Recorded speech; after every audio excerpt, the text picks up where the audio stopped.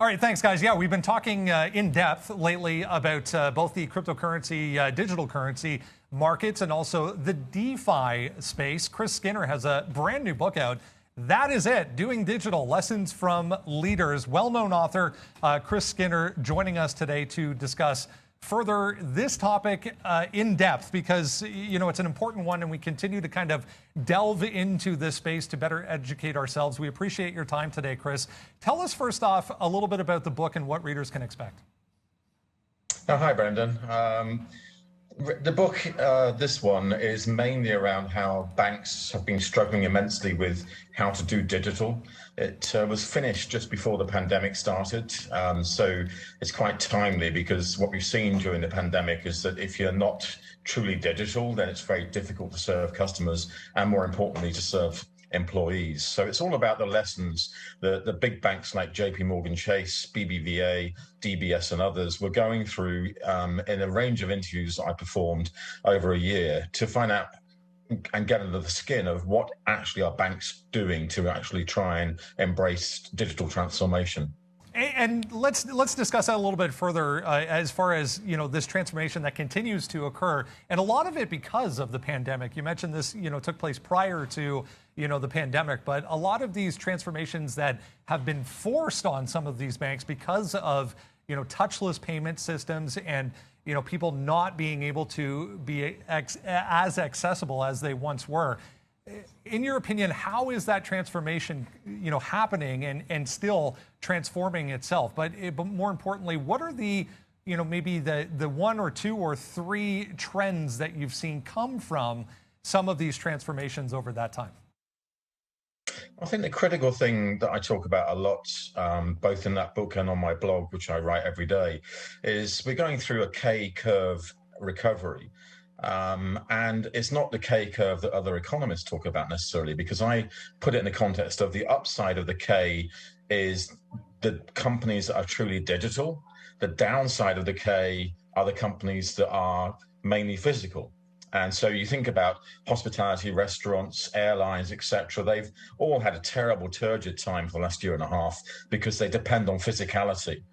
Unless they do Deliveroo and take-home meals and other services. Now, with the banks, it's quite interesting. A lot of them have embraced digital, but they've signed cloud contracts, for example, which means they've moved their services into servers that can deal with employees at home. But they haven't changed the business model. They haven't changed the way in which they think about customers or operate their global businesses. They've just moved from physical offices to internet offices. It's the difference for me between digital immigrants and digital natives. They need to be cloud native with a business model born on the internet for the network.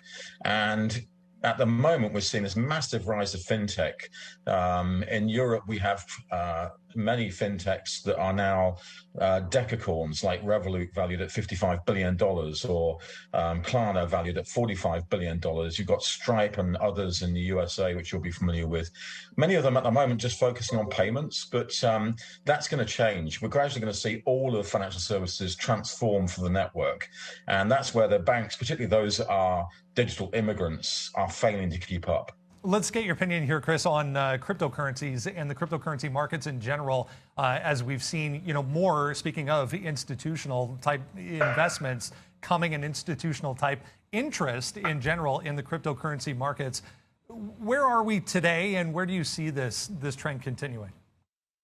I think it was still very early days in digital currencies and cryptocurrencies. In fact, John Paulson just came out today saying it's something that's backed by nothing and has no value at all. I disagree, because it's all about what do you believe has value. Gold has no value, diamonds have no value, oil has no value if you view it that way.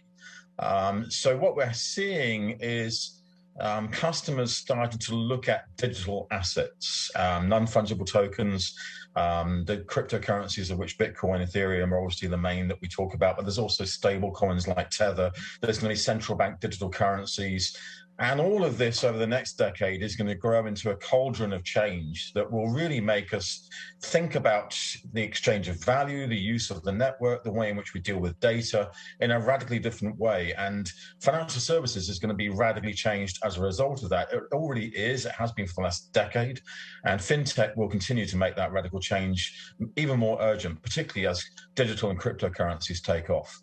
As we move forward, then over maybe 1 to 3 year period, give us 1 or 2 areas specifically that you find specifically exciting, and a little bit on why. Again, maybe like a 1 to 3 year period.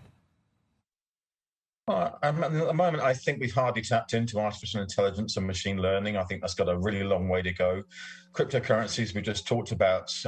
If you look at the fact that institutional investors are now moving in the direction of digital assets, we'll see a massive growth in that field, which I think, even if you think it's overpriced right now to invest in some of these digital currencies, cryptocurrencies, I would urge that you do, because it's a bit like saying Amazon and Google were overpriced in the year 2000. A long way to go. But the one that's most exciting me is actually when we talk about green tech and green finance. And what I mean by that is not the tree-hugging, lovely, cuddly environmentalist climate emergency stuff, but it's more to do with the change in thinking in the leadership of financial institutions, asset managers, pension funds, and fintech companies that's leading a massive change in how we think about how we can use technology. And I call it using digital for good, which is how can we use technology to do good for society and good for the planet? And that's becoming quite an urgent imperative, particularly because we talk a lot these days about what's the purpose of your business, what do you stand for? If you don't stand for anything, you fall down. Companies need to stand for something. It's, as you said, early days and a fascinating topic, and we appreciate your time, as I mentioned, Chris. For more information, guys, or further on Chris Skinner and his blog specifically, lots of great content.